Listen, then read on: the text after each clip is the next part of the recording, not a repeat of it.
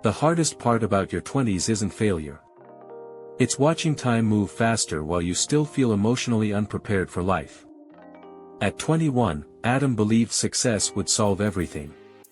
He thought money would remove anxiety. Relationships would remove loneliness. And achieving goals would finally make him feel worthy. That belief controlled him for years. Every morning in Los Angeles, he woke up already feeling behind. Before even brushing his teeth, he checked his phone. Another entrepreneur his age buying a luxury car. Another influencer traveling the world. Another successful person talking about becoming a millionaire before 25. And every post silently asked him the same question. What are you doing with your life? The pressure became unbearable. Because your 20s are strange. You're expected to build a future while still trying to heal from your past. Nobody talks about that enough. Adam carried invisible weight everywhere. Childhood insecurities. Fear of disappointing people. Fear of being average. Fear of never becoming someone important. Even when he smiled, those fears sat quietly inside him like shadows waiting for nighttime. At work, he laughed with coworkers. At the gym, he pushed himself until his muscles burned. At parties, he acted confident. But every night he returned home feeling empty again. Not because his life was terrible. But because he didn't know who he truly was without distractions. One evening, Adam sat alone at a diner near Sunset Boulevard while rain covered the windows outside. Across from him sat an older man drinking black coffee while reading a newspaper quietly. The man suddenly looked up and asked, "You okay, kid?" Adam forced a smile. "Yeah. Just tired." The man nodded slowly like he understood something deeper. Young people today look exhausted in the soul. That sentence hit Adam harder than expected. Exhausted in the soul. That's exactly what it felt like. Not physical tiredness. Mental exhaustion. Emotional exhaustion. The kind that sleep doesn't fix. Because modern life constantly demands your attention while slowly destroying your peace. And Adam realized something dangerous about his generation. Everyone was connected, but nobody felt understood. People posted their best moments while privately falling apart. They called it freedom, but most people were trapped inside anxiety, comparison, and loneliness. That night Adam drove through downtown Los Angeles with no destination. Streetlights reflected across wet roads while music played softly through the speakers. For the first time in months, he asked himself an honest question. If nobody could judge me, what kind of life would I actually want? The answer scared him. Because deep down, Adam didn't want endless competition anymore. He didn't want to spend his whole life proving himself. He wanted peace. Real peace. The kind money alone can't buy, but society rarely teaches young men how to pursue peace. It teaches them to pursue status. So Adam kept grinding. Working overtime. Trying side hustles. Watching productivity videos at 2 a.m. like his future depended on optimization. But the more he chased success obsessively, the more disconnected he became from himself. One afternoon, his mother called him unexpectedly. "Are you happy?" she asked. Adam paused. That silence answered everything. Because he honestly didn't know anymore. And that terrified him.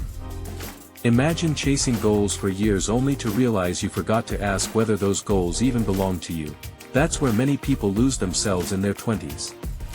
They inherit dreams from society instead of listening to their own soul. At 24, Adam went through his first real heartbreak. Not the dramatic teenage kind. The adult kind.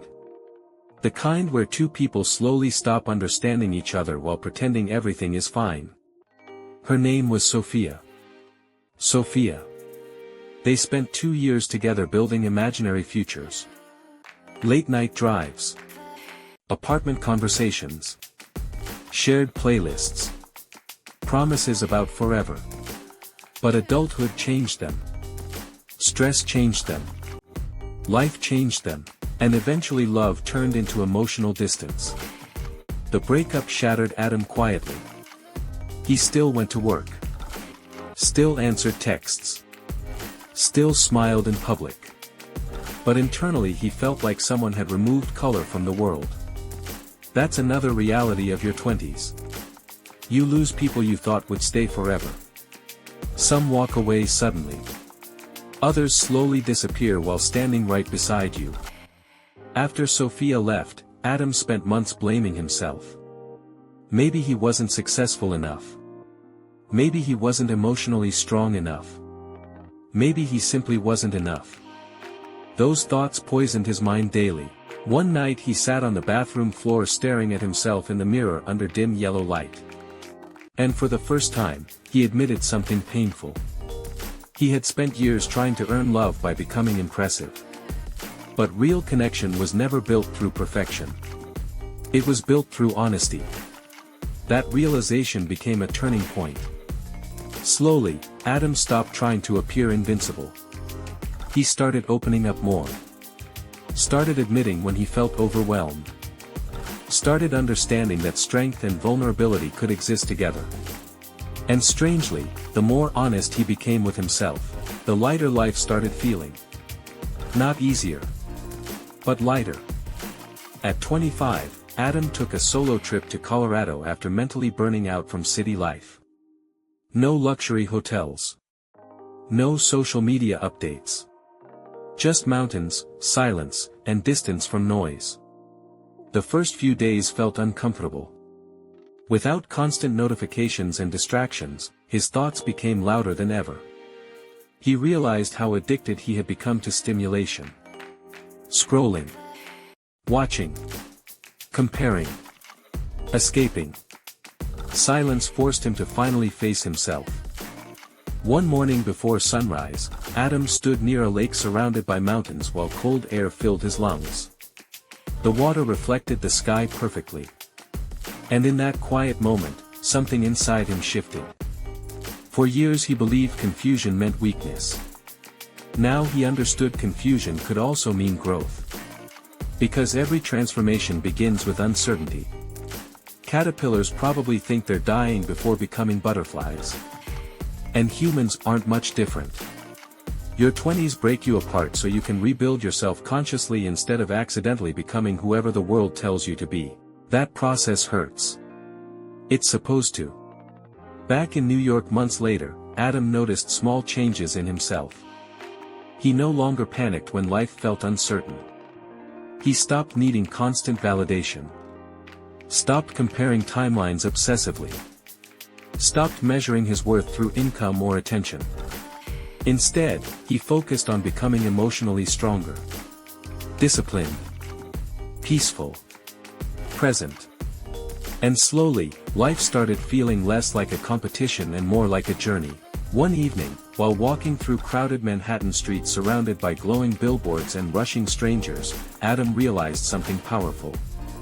Every person around him was fighting invisible battles too. The businessman yelling into his phone. The exhausted waitress heading home late at night.